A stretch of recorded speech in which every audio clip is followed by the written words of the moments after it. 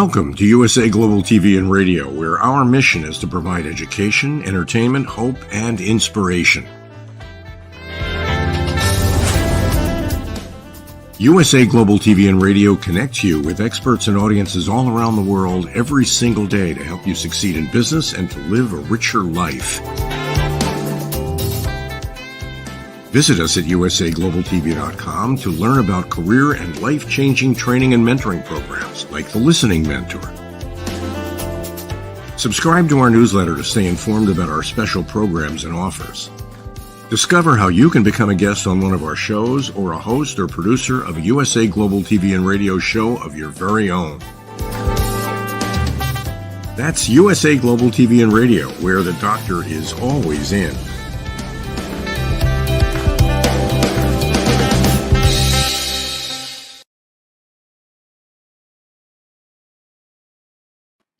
A very, very warm welcome to you wherever you are in the world.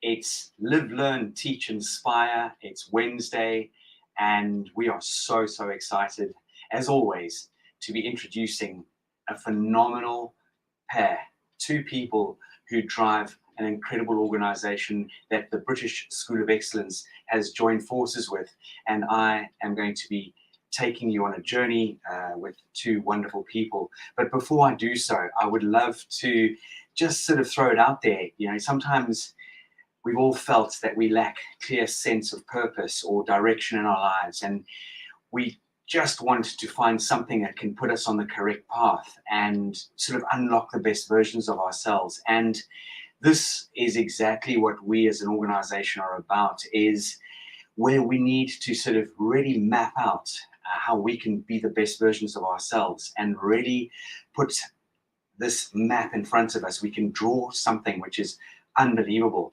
And this brings me to introducing you to a gentleman who I've had the privilege of the last 18 months to engage with and work with, Anthony Willoughby, who's from the United Kingdom, and he was brought up in Africa, and he's lived in many of the most remotest parts of the world, some of the most hostile parts of the world.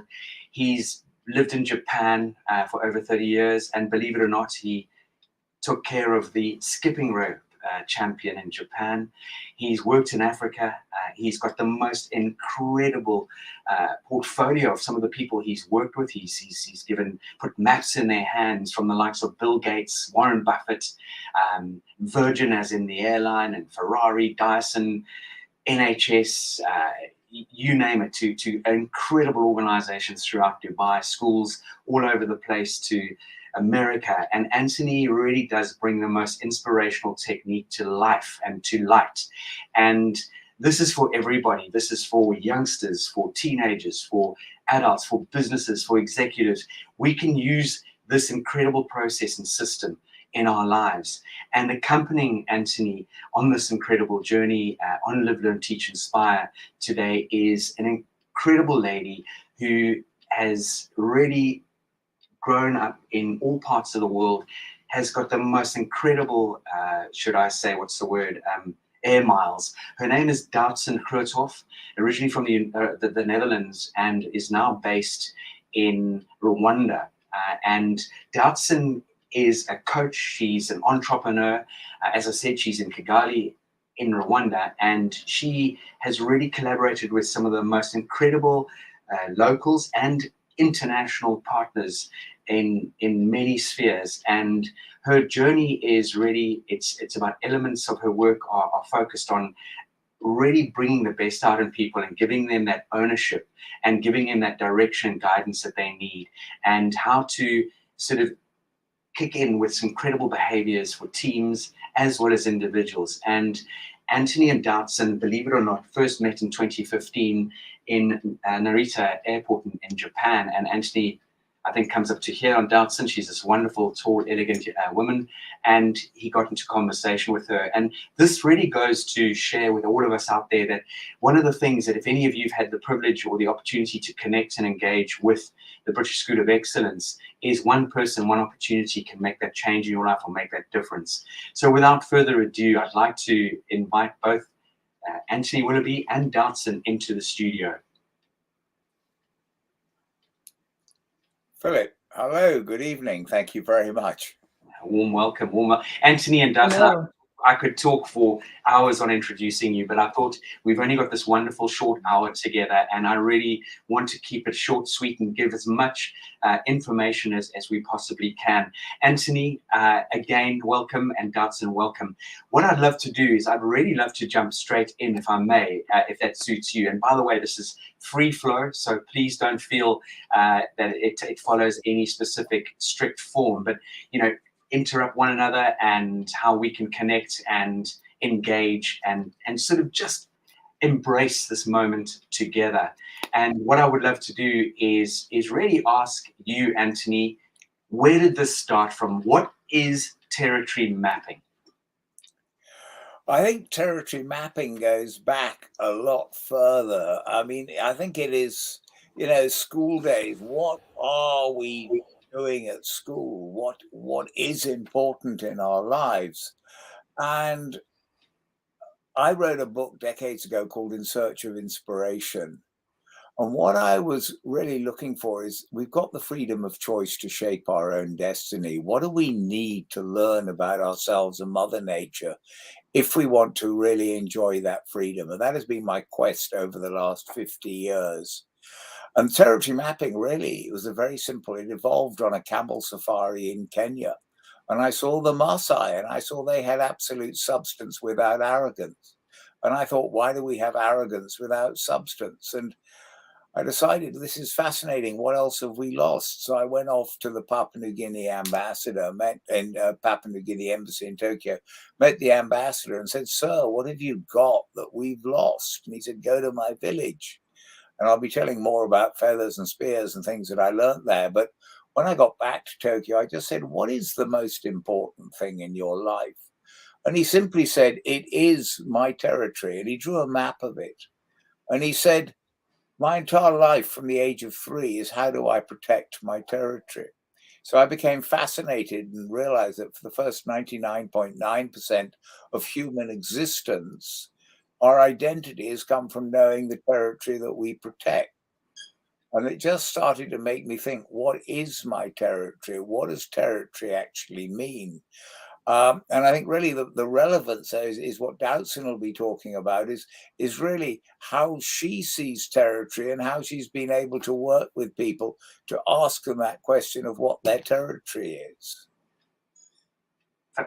Fascinating. So it's something that people can really clearly draw and visualize and see, as you've shared with me in the past, what areas of their life they need to take hold of, who they surrounding them, who they sort of handling around their campfire, and which bridges do they need to cross over, which rivers, and which swamps are they handling. And, Dowson, this is something I know that since you've been working alongside Anthony, you've had the opportunity to come up with some incredible analogies and material. Would you please just elaborate on what I've just asked or shared with you about, crossing these territories and rivers, and who do we put around our fire? Definitely. Yeah, when I first heard Anthony's stories, I was fascinated by the liveliness of it and how much sense it naturally made. And coming out of a corporate world and completely different models that we're working with, everything that he spoke about seemed to resonate and very intuitively, easily understandable. And as I started working with his methodology myself, being part of a small team in Kenya, and I started studying NLP on top of my coaching, I started to really understand why it was so powerful.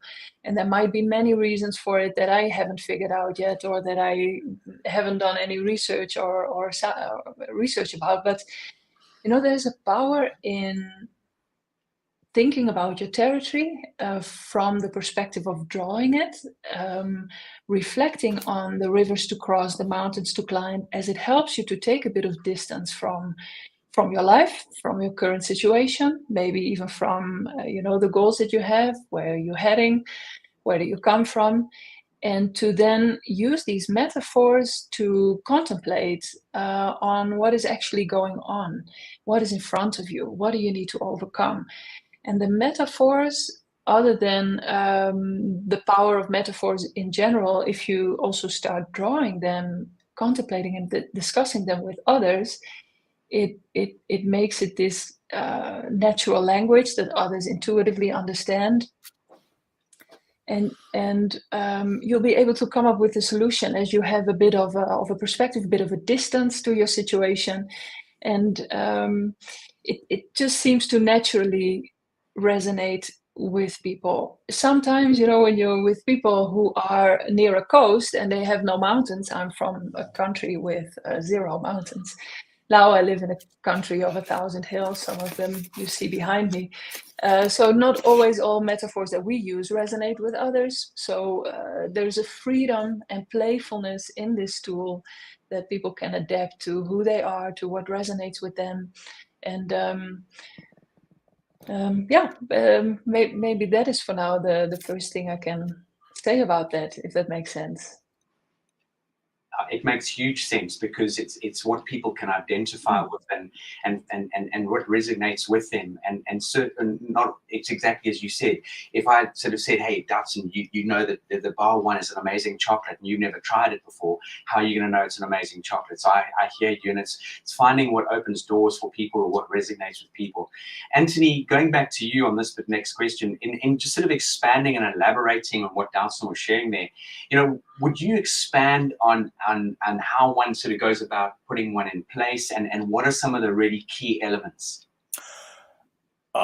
Absolutely. I think one thing I would quite like to say, and that is that when I mean, this is something that I've discovered. I mean, I was running team building programs in Japan and in China on the Great Wall, where we had a center. And people say, where do I belong? Where am I recognized? What is my identity? And I always thought every time I'd been with indigenous people on my journeys and expeditions, they had absolute clarity of who they were and what was important. And it was at this time that Thomson and Reuters were getting together. And a chap called Dan Vedetto said, look, I don't want a team building program. They don't know each other, so there's no point building a team. What we want is a way for them to talk to each other about what they do. So I said, well, look, can I try something? And I had no idea what people would draw. I said, look, I've always been fascinated by territory. Do you mind if I show them some maps drawn by people in Papua New Guinea and really just ask them, what is their territory? What are they hunting, protecting, and growing? With no idea what they would draw. And instantaneously, they could draw the mammoths they were hunting, the villages that they were protecting, and where the villages were that they were growing with their different partners. And I was just staggered that I saw these natural metaphors spring off the page. And that's really what I've been doing for the last 25 years, is to ask people to draw a map of how they see their territory. And most people will never, ever, ever have thought that inside them there is a map of rivers, mountains, and swamps. But people can talk about the swamps and where they learn and where they grow and where they feel stuck. It just seems to be natural. So this really is just a way of asking people a natural question that just seems to be instinctive and ready to come out. And this is whether it's school children at the age of 11 or billionaires in America or at a homeless center in Wrexham or at in an executive group at Ferrari. Everybody can talk about their villages, the mountains, and I've just found it quite staggering and fascinating that everybody can talk about this. Amazing. Amazing. I just love that analogy, and the fact that you bring two powerhouses together and they're able to map that out and come together and start on a sort of a platform. They all knew what each other's maps were, what they were hunting, protecting, gathering, and who's around their fire. Dutson, once you sort of took the reins of supporting Anthony in this wonderful journey of creating maps and this sort of understanding what the Nomadic Business School is all about, I'd love you to share with us how you've incorporated this mapping into your life, but also I know as an organization, we are now working together to incorporate the mapping and the journey into our material, because we can then join the dots and it makes so much sense and brings it to life and brings it really into perspective. Yeah, thank you. Well, I guess the first thing that after Anthony explained like how he started working with this and what it did to people and the team that he was working with, one important thing that this tool brings is simplification. Whether or not you're in business or in life, life can be pretty complex, and this tool helps to kind of bring down that complexity to simplicity and to a way of which you feel like you can almost, it becomes tangible, it becomes possible, you can grasp it again, you can oversee your territory now because it's on one map. And so if you ask me, like, how have you used it? This is one of the kind of key angles that I take with it, or cues that I listen for when I speak with other people. If there's a need for simplification, territory mapping is a great tool. Now, there's also something about the power of having a vision, or making a vision that sometimes is a strategy or an idea, to make it visual. And when you have that on paper and you start seeing where you're heading, it becomes easier to explain it to other people. So ways I've used it, I started working with this, as I mentioned, as part of a small team in Kenya. We were working with family businesses, or kind of community-driven businesses which were growing, and the ownership, the owners, the family were kind of having trouble handing over authority and ownership to others as they were growing. When we started using territory mapping, they were able to explain their vision, what their strategy was, what they were actually aiming for with this business, but they could also see how their staff was, how the teams were experiencing the business. Not only the business, but also the challenges, what they were seeing in the market, opportunities. And with sharing maps together with each other, people started understanding each other's perspectives much better. And they started developing this common language, like, okay, we have to hunt that mammoth, that big mammoth out there, or this is our river of miscommunication that we need to cross, or there's a mountain of bureaucracy that is stifling us. So it allowed for just clarity, simplification, understanding each other, and then prioritizing. So that was how I started working with it. But as a coach, I also love using it with people individually. And, I go about that quite intuitively. I don't have a fixed moment in a coaching process when I use it. It really depends on the situation. But it can be at the start of a coaching program, letting somebody draw how they got to where they are today, or let somebody draw of what their current situation is, or let them draw how they see the future or a certain goal they want to achieve. So there's different ways that you can go about it. Also, when there's decision making going on, it can be a great moment, or after a couple of insights, like how will you now integrate this into your life? So I know we're focusing on territory mapping here, but all of the different symbols and metaphors that already kind of crossed in this conversation, you can use as specific themes or modules or sessions, like a mountaineering session or navigating a swamp session, or there's this beautiful stuff about I will not complain, which is part of Anthony's stories. And but so there's a lot of richness that comes out of a map that you can then work with. So those are a couple of ideas and ways that I've been working with it. Absolutely brilliant. Absolutely. Anthony, is there anything that you would like to add at this point to what Dawson was sharing, or may we continue? I think I can add a little bit. I just think it is just wonderful to run a mapping session. I've been doing this for 25 years, but it is still an absolute privilege just to ask people, so what is happening in your territory? Draw a map of your world. And obviously there are many visualizations one can do. But, you know, when you actually have a Maasai coming in and talking and saying, this is how you look after the cattle, this is what you do.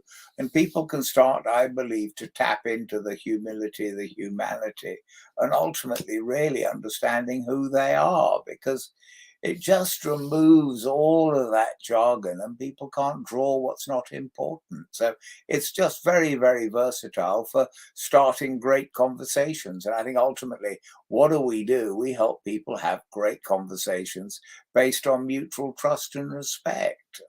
That's it. So thank you for asking me for add a little bit, but I hope that adds a tiny bit to it. Thank you.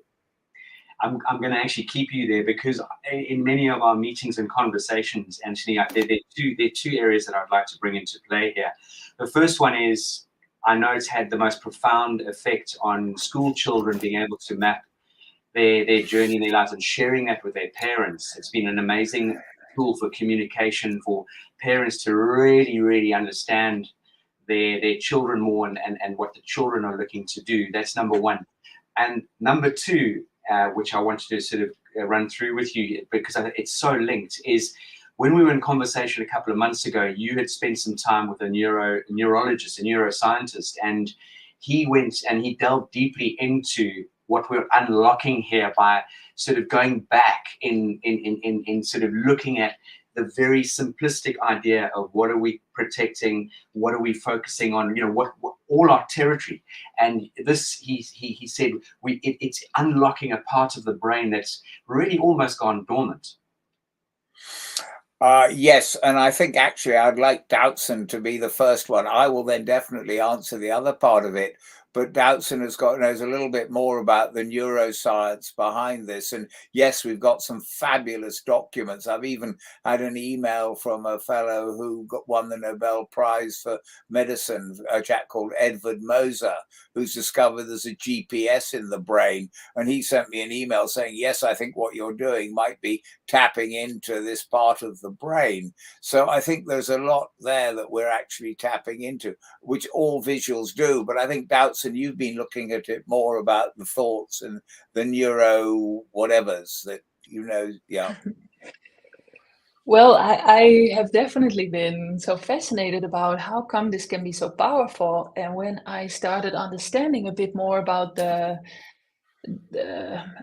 not even only the mind-body connection, but the way that the brain works, neuroplasticity, how we are so driven by strategies, patterns, and the way that the brain wires and fires, and how much of our behavior and thinking pattern is almost automatic. I believe it's over 90% of our thoughts and behaviors of every day are similar or the same as the day before. Now, this is not an issue necessarily, because we need to, you know, do things automatically. Otherwise, we have to learn every day to comb our hair and to brush our teeth. But if we don't have a vision of the future, then we have that risk of being much more stuck in past ways of thinking and just patterns that drive us automatically and habitually. So that is where the mapping also connects, where you are kind of invited and inspired, also based on Anthony's stories. It's not only the drawing itself, but also being kind of through his stories, stepping back into who we have been for so many thousands of years. You know, we all can tap into that natural wisdom. That's why we call it like that. It's natural wisdom. Everybody has this in their genes.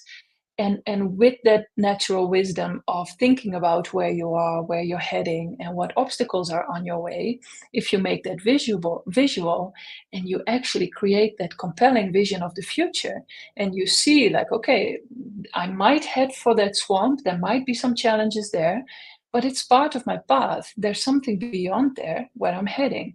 And this really helps the brain to see opportunity, to recognize when you get there, and to become creative and create opportunity in order to continue going.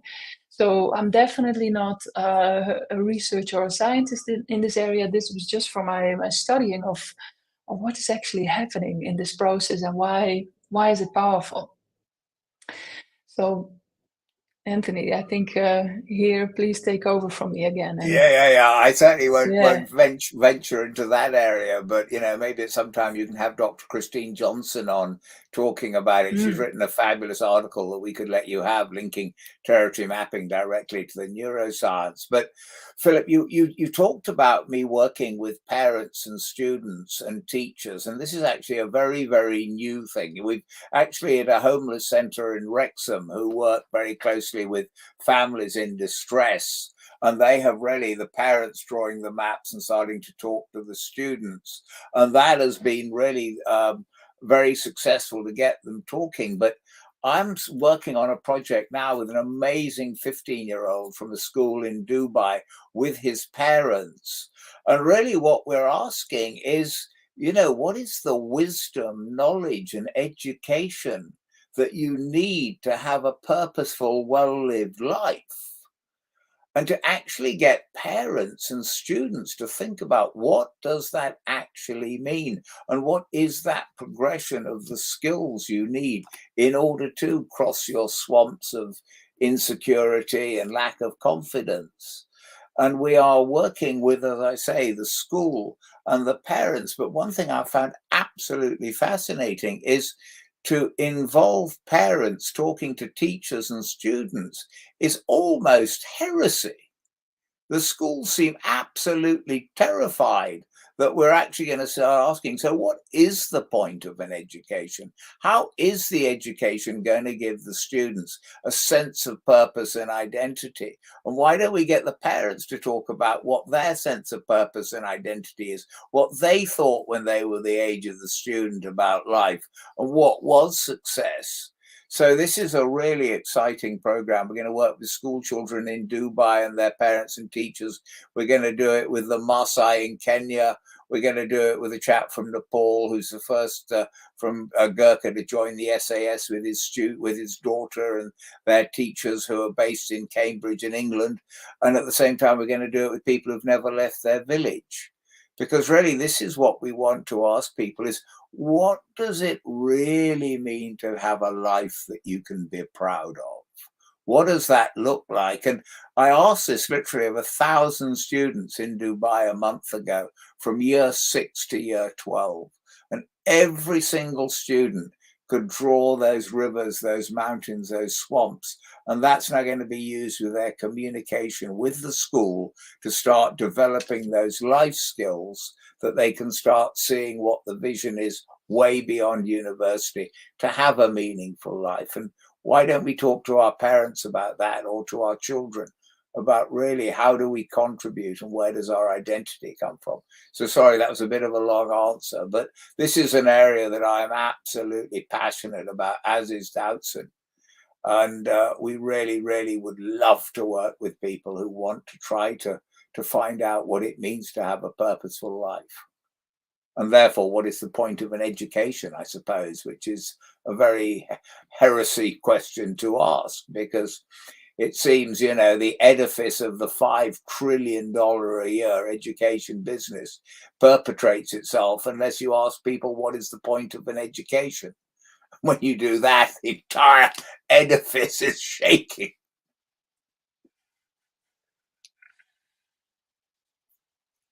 You're on mute, Philip. You're unmuted. There's a lovely story you told me many, many years ago about your housemaster walking you through the halls of school. What were his words to you? Oh, I remember it very, very, very well. I was 17 and he looked at me and he said, "Anthony, let us talk about your future." And let's start with that you're far, far, far too stupid to go to university. And I remember at that moment thinking, wow, freedom. And then he said, would I like to go on an exchange to a high school in America? And it absolutely changed my life.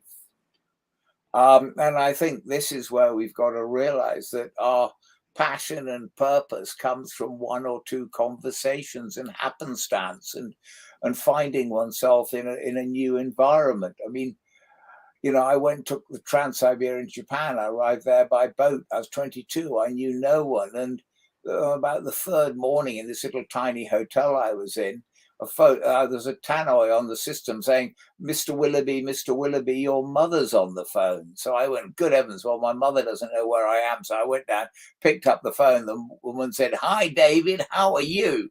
And I went, no, it's Anthony Willoughby here. What does David do? Oh, David runs an English school. So I tracked down David Willoughby and I had a job within a week teaching in an English school.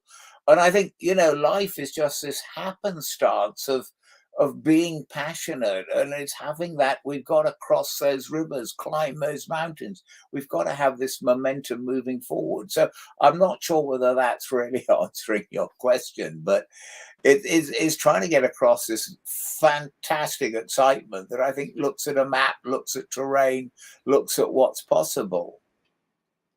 No, I just love that story, and it's very connected into this journey. And I know we could talk for hours, and you could share millions of stories with our listeners and viewers. And they really are amazing journeys and stories. And you know, keep tuned. And just so you know, do stay tuned, because at the end of today's Live, Learn, Teach, Inspire program, we're going to make an announcement and offer a complimentary opportunity.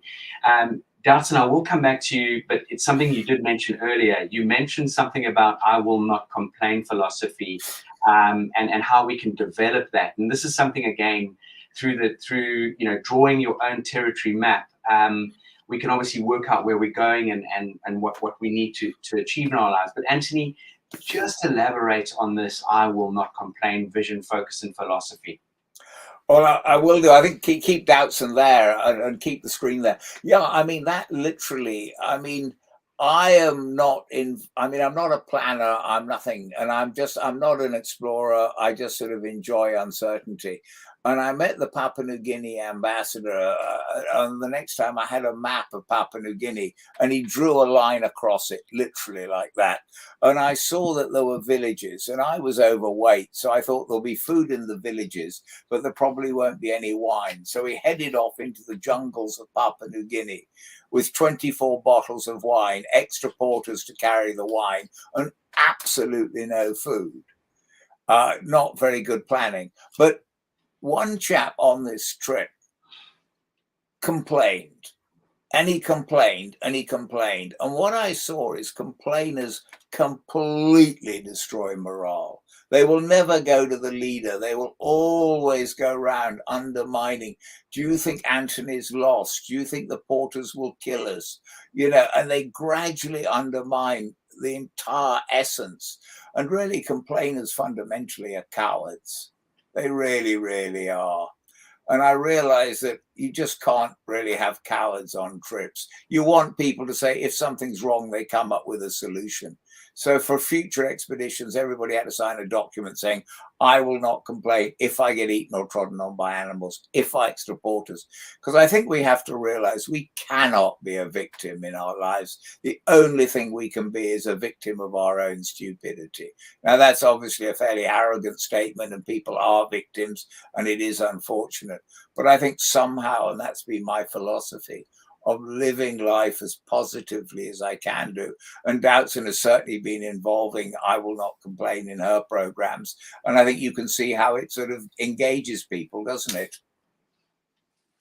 Yeah, it's great. People love IWNC. I will not complain. When they hear about that story first, everybody enjoys it. They laugh, but also it makes them think. Like, actually, what are the things that we are, or that I am complaining about, and that actually do not bring me anything, and they just cost me energy, negative energy. What do I stop complaining about? And it can be great to start drafting an I will not complain declaration, listing the things that you stop complaining about, and kind of in relation to that, in coaching, what you I think those of you who listen, who are coaches, we know those stories we sometimes have about who we are as well. These narratives about how we see ourselves, what we can or cannot do, and especially the parts of what we cannot do or who we believe we are not. Those can also fall into that category. And so what are we willing to maybe revisit, rewrite? And that is a big part of the whole mindset management. I love to incorporate the I will not complain story into mountain sessions, and into reflection on what are the narratives, what are the things that you say to yourself to let go of that. It's very powerful and simple, but made a bit fun with. And Anthony, I mean, you're getting to know him a little bit perhaps by watching him, but it is true. Anthony does not complain, and he has a lot of energy. And I'm the complainer in our relationship, and so I'm very aware of that, and I try to catch myself regularly to not become that person that has to write a long declaration. But it's good stuff. Yeah. Excellent. Wonderful overview and explanation. But the important thing on I will not complain, just a final thing, is understated observations are permissible. So one chap called Stephen Venables, who climbed Everest, the first Brit without oxygen, he had a couple of his toes he lost through frostbite, and you see him with his I will not complain t-shirt on. So if you've lost a couple of toes, you're allowed to say it's a bit chilly out here, really. I've already got that's a quote. So understated observations are essential. And at the same time, you've also got to come up with solutions. I mean, we're not saying do not complain, do not just be humble. No, come up with a solution that is better than dealing with the situation. Amazing. In the research that we do as an organization, the World Economic Forum has come up with a list of 10 things that we need for the future of work, they put it. Now, these are skill sets we've needed all our lives. I don't know why they put for the future, but as we all know, I think the world is in a very strange place in many senses of the word. And we've obviously had a huge turbo boost of either artificial intelligence, or you can call it intelligence assistance, however you want to look at it. The world has become very, very digital, and really thinking about what they sort of shared, they should have thought about how they're going to sort of get this message across, because these are life skills. These are not just work skills and day-to-day skills. They combine into one. And actually, the interesting thing is, of all of those 10 pointers that they pointed out, and I'll run through them if I can remember them. Firstly, in no particular order: emotional intelligence, having a creative mindset, having accepting change, being able to accept change. Number 2, diversity, or another one is diversity intelligence, leadership skills, communication, empathy. What else was there on there? And only one of those was technology. And this is exactly when you talk about the 9 skill sets, those are all focused really how you can implement those into your maps. I think so, and I think this might be a relevant moment, actually, Doubtson, for you actually to show the wheel, because I think this is really the different skills. I mean, if you don't think it is, then don't. But I just think that it really is, because what we're looking at is the visible and the invisible, and the different skill sets of. You've got to have the clarity of what you need to do, but then you've got to have it in your heart. And that, I think, is relevant for what we've been talking about at the moment. Doubtson, do you think that's relevant for you to show the wheel? Yeah, but perhaps before we show that, would you want to say a few words about how this came into, how it was developed? Because I don't want to take the credit for that, or get the credit for that. I mean, literally about 15 years ago, I sat down with Emmanuel with some of the elders, and I was looking for what are the responsibilities of the warrior, the women, and the elder. And we came up with a wheel, which I've got, and I can still show you the different colors of what we actually wanted from them. And I sort of thought, and it was fascinating, the sort of the balance of a cross. And then I probably spent about 15 hours with Emmanuel. Emmanuel Mankura is an amazing Maasai, who's a very good friend of Doudson's as well. And we spent time in his community, and we looked at what is the sort of ultimate essence of what is an education? What does it mean to be balanced? What does it mean to have purpose and identity? And for, I would say, 15 hours at least of asking him, so what does the wheel sort of fit? What are the different elements? And it's really around the visible and the invisible. And it's still a work in progress, but we've sort of tried to synthesize it down to a way that I think it makes some sort of sense, and we'd love your thoughts on that as well. So Doudson, please. Yeah, if we can show the wheel on the screen, then yeah, perfect. So in the outer ring, you see hard knowledge, wealth, visible leadership, community strength and culture, and invisible leadership.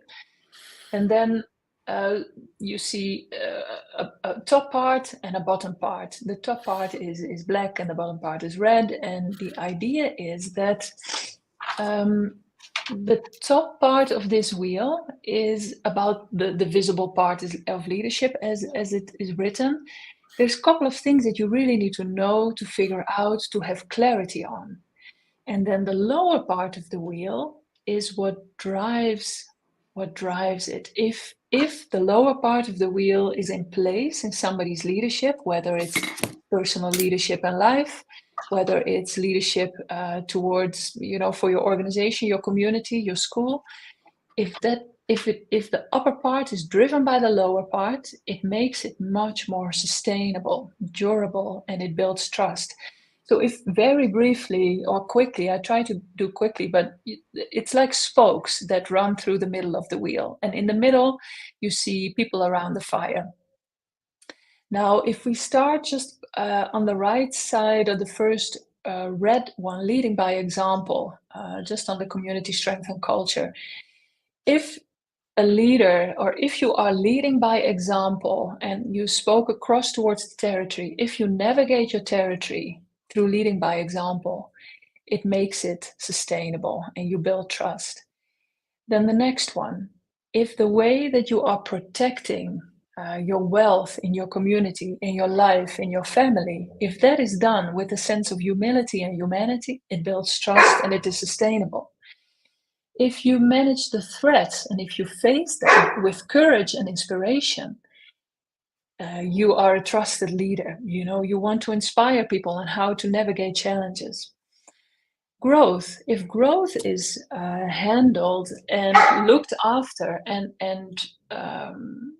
if that is what we are after with in mind the collective first and not the individual, then so on the left side here, territory protecting, you have to know what your threats are, where the growth is, and you have to know when you need to innovate or adapt. When you do that with keeping your purpose in mind and who you really are, whether that's individual again, or that of your family, that of your school, that of your organization, that of your community, your innovation and adaptation is coming from that sense of purpose and identity. It's much more sustainable. People have their individual journeys and how they then have to navigate that adaptation.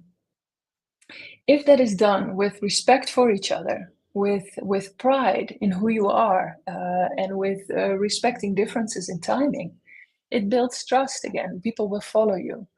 And then there's the migration plan. How are we actually going to get where we need to be?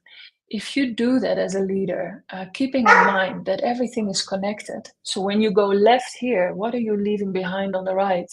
Or if you make a decision for this department, how does it affect the other parts in the system?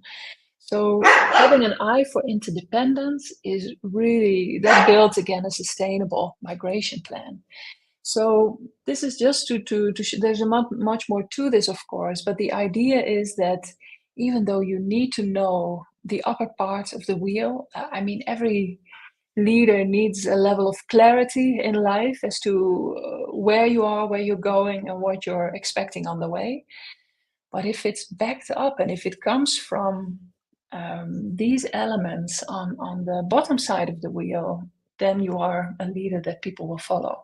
So we call this the natural leadership wheel, because it feels very, it comes from the development of Emmanuel, other nomadic advisors, so many conversations we've had around this, and it's just simplifying and tapping into what you were mentioning, Philip, about what we need in life going forward.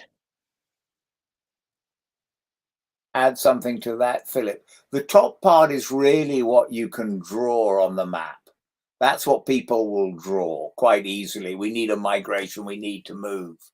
But then the most important thing are then the questions. So how will it help the community? Where do we need to be humble? Where can we earn that seat? How do we build the trust? So that the top part is easy for people to talk about. The bottom part is really what is the emotion that we need to build a community that's got that resilience, that level of trust, purpose, and identity. And that's what we're going to be talking to teaching children about, is really looking at what does that bottom part of the wheel actually mean. That is absolutely fascinating, and it's just very clear to follow and understand. And I've actually got a map in my hand, and I know you give each person a map with a lot of material, and you give them the guidance and steering. So you don't just throw a map at them and tell them to draw something. You give them the most wonderful guidance and steering into taking them into this journey and unlocking, this creative mindset. And really something that for me is a question that you often ask people: what did you see for the first time? And I'd love you just to elaborate on that, Anthony, just to give me a little bit more flesh on the bone when you poise that question, when you sort of point that question in the direction of the people drawing maps. Well, I think, and I'd like Dowson to add to this, is very much when you ask someone to draw a map, they have no idea what they're drawing. And again, to people who haven't drawn a map or anything else, it probably sounds like a very strange sort of language, but everybody can draw a map. And once they've sort of drawn it, half an hour or so, you then sort of say, so what's not on your map? Where do you feel most comfortable on your map? Where is the sun shining? What is the climate? You could start to have this sort of fascinating conversation that people get those different insights. And please, Dowson, would you like to add to that, please? Well, on the question of what do you first see or what do you see when people draw maps, it's interesting how everybody has like a different style of going about their maps and how they come to create it. But in the end, if people start sharing maps, there's so many commonalities, whether it's a mountain for the one and like a desert for the other, or sometimes it's a kitchen where ingredients are missing, or where so any metaphor can work. And sometimes people feel stifled by the fact that they might expect or think that a certain map is expected of them. So they think they have to, achieve something specific, while that's pretty hard to do. So, and that is at the same time the beauty of this process, because it brings out people's reality. What you often see, for example, in teams, when there's a lot of internal things going on that are actually preventing them from being in the field and in the market, often on such maps you don't see any clients. And that is a powerful conclusion on itself. It means that there are things to sort out internally before you can even start thinking about the outside territory. So no matter what a maps brings out or what it looks like, there's always a story, there's always a narrative, and that is the fun of also facilitating such sessions. And Anthony always asks very powerful questions, so it's great to see that in action. Anthony, anything that you would like to expand on at this point in time with regard to just taking us? No, I mean, I think the universality of it's wonderful. I remember once doing some mapping, the very first mapping session we ran with a friend of mine called Chris Howe in Kenya, when we were getting the Maasai to draw the maps. And we sort of sat down with the Maasai, and Chris sort of drew his map. He's from England, it runs a coaching business, and he sort of drew a river and a sort of a village, and there was a wizened finger of the Maasai sort of came out and pointed at something and said in Maasai, "That does not make natural sense to me." And I remember Chris going, that's a part of the map that I really don't understand. So I think, it's when you have a Maasai can help you ask you the questions, or when you're in a room where you've got literally Korean, Chinese, Japanese, and people talking in English on different tables about the rivers, mountains, and swamps. About 3 years ago, I did International Territory Mapping Day, and we got everybody. We had people in Mongolia, New Zealand, and Africa talking about what were the rivers that they were trying to cross. Everybody had that river. So it really is trying to create that absolute universal common language that I think is what we need. And I think this is what we want to try to do for businesses, is have this language that what is the swamp, what is the river? And you have the different experts, because we've all spent our lives in business or in life going through those swamps, and that's where we've got our credentials from. And that's for sure where, I know for a fact that through mapping you can really get yourself so out of deep water, so to speak, or become unstuck, or we get so stuck in our lives, and we sort of don't come up for air. And it is about pausing and looking at how we can sort of map. Even if the past hasn't been so good, we can sort of really start to plan an amazing future for ourselves. Yep. through this sort of mapping. And there's something I'd like to sort of share with all the listeners and people who've had the time, and thank you so much for joining us, is we would love to invite you to a personal growth and success session in November. Anthony is going to be putting on a 6-hour workshop where he'll be introducing, and creating an innovative workshop that Anthony and Doubtson have been rolling out to different organizations for quite some time now. But it's going to focus on, looking at our profound personal growth and learn how our universal wisdom framework really taps into ancient wisdom, enabling deep self-discovery and personal empowerment. It's going to focus on effective problem solving, really allowing us to, find a powerful tool to overcome challenges and break through those barriers, both again personally and professionally, focusing on a holistic perspective where we can gain really amazing insights into achieving a holistic life perspective and again fostering clarity in your life goals. Then there's going to be a focus on personalized growth plans. In other words, discover how to create customized growth plans that align with your unique aspirations and your purpose. And it really is about coming together, the global community, becoming part of a worldwide movement that we are so passionate about and focused on. And we can share with one another on this platform, vision, connecting with like-minded individuals and building up the most phenomenal network. And this is a really wonderful opportunity. It's 100% complimentary. It's an opportunity for you to sign up. We're going to be offering 2 sessions. Those 2 sessions, one will be at 10 a.m. GMT, which unfortunately we would have stepped back in time by 1 hour, and our clocks changed at the end of October. So it'll be 10 a.m. GMT. We will be sharing a link shortly where, if that's your time zone, you can click on and sign up. And then there'll be a 6 p.m.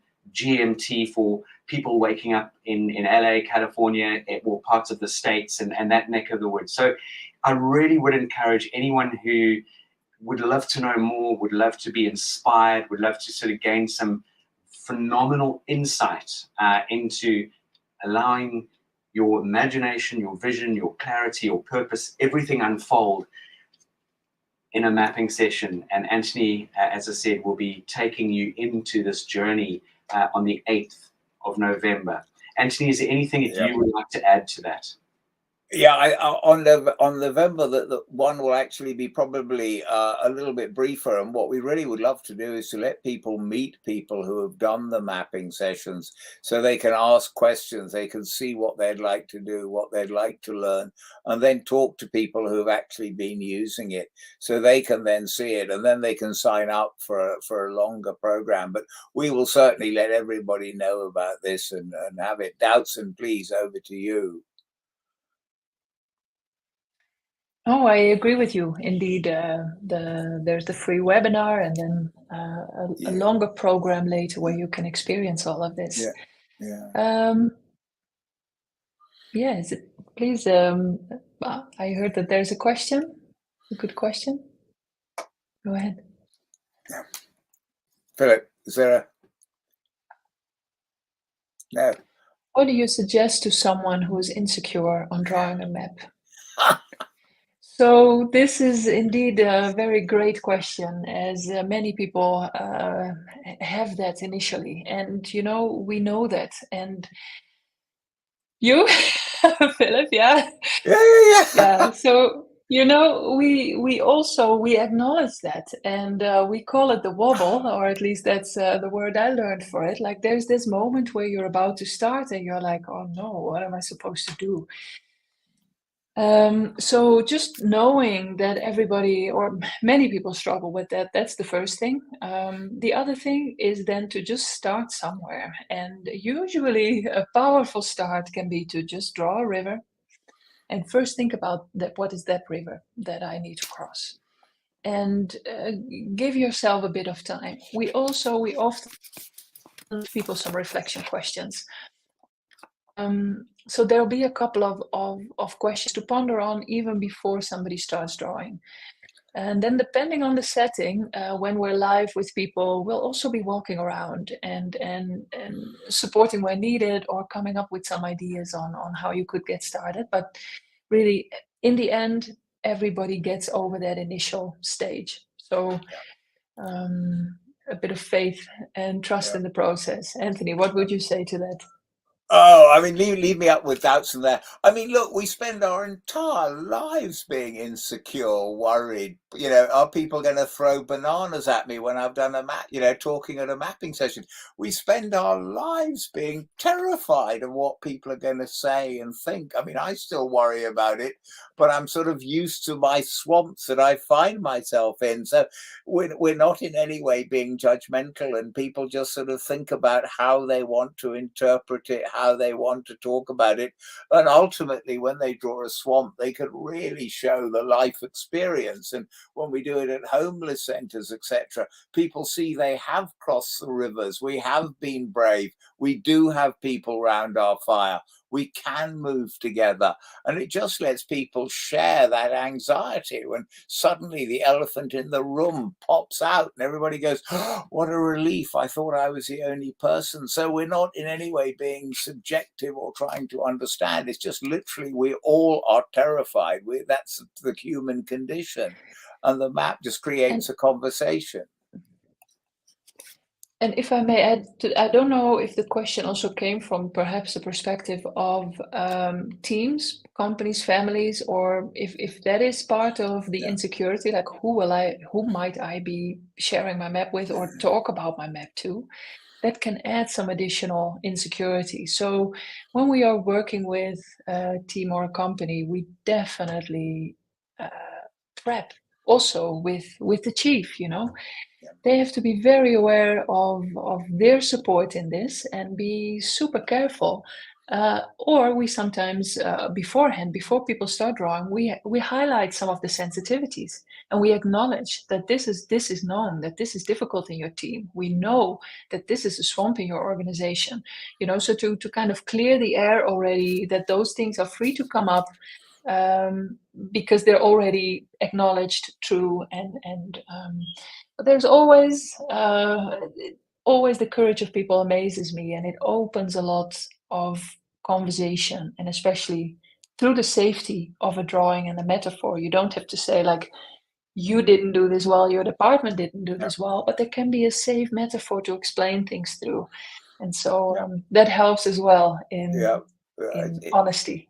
And it's completely emotionally engaging. As we say, you can never unsee a map, and people cannot draw detail on a map, and they can't draw what's not important. So it's just another platform for having a really lovely conversation, as we would have done sitting under a tree, talking about how our cattle are and where the rains are coming, and grass, as we've been doing for thousands and thousands of years, and where our territory is and where we feel strong, and how we can earn respect from other people by our contribution. Love it, love it, love it, love it. And I know, as I said, well, talking of cows, we could talk till the cows do come home, and it would be wonderful. I know the hour has shot past. I do find, and I hope everyone out there found this totally insightful and something that has sort of triggered an amazing part of your creative brain, your thought process, and that you will have the opportunity to join us. I know we've got Dr. Jacqueline will pop up the registration, which is Dr. Jacqueline in the chat there. It's the free event on the 8th of November. Please, we will be emailing this out as well. Please make contact with us as well at hello@thebritishschoolofexcellence.com or leanne@thebritishschoolofexcellence.com, and we will furnish you with all the details well in advance. We're then going to be running some incredible programs later in the year as well. So it's with huge energy, excitement, and passion that we bring this to you. And I want to thank you, Anthony and Dotson, for your valuable time, for just scratching the surface and giving us an insight into the power of putting your vision, focus, your energy, your thoughts, your clarity, everything onto paper, and creating a map where you can see your future, and it's not set in stone. That's the beautiful thing about it. That's the wonderful thing about this. So I thank you all so much. Thank you to the audience, Dr. Jacqueline, as always, for producing the show for us. And we are at the other end of an email, a telephone. If any of you would like to engage and speak to any of us within the team, please feel free to do so. Well, thank you very, very much indeed, Philip. Thank you for inviting us. Much appreciated. And it's a fabulous partnership, and I'm sure Dowson says the same. Thanks a lot. This was great. Thank you for having us here. Looking forward to the future with you. Thank you. Thank you. Thank you, Anthony. Take care, everyone. Bye-bye. Thank you. Bye-bye. Bye.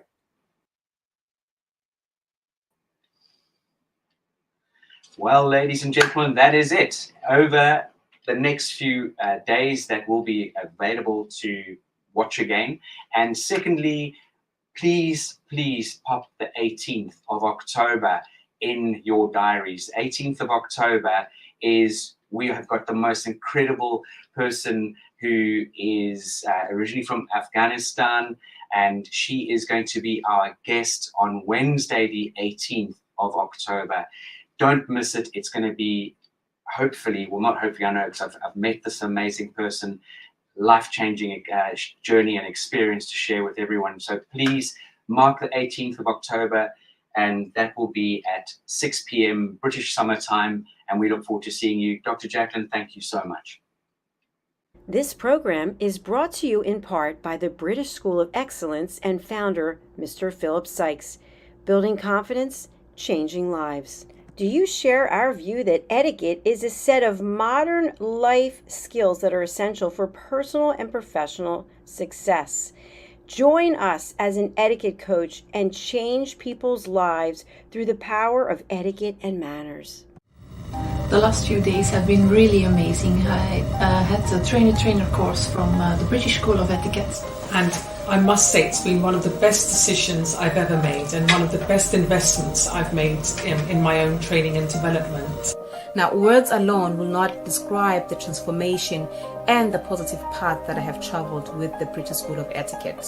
I found I learned a lot from the lessons this time I came. The last few days with the British School of Etiquette have been fantastic.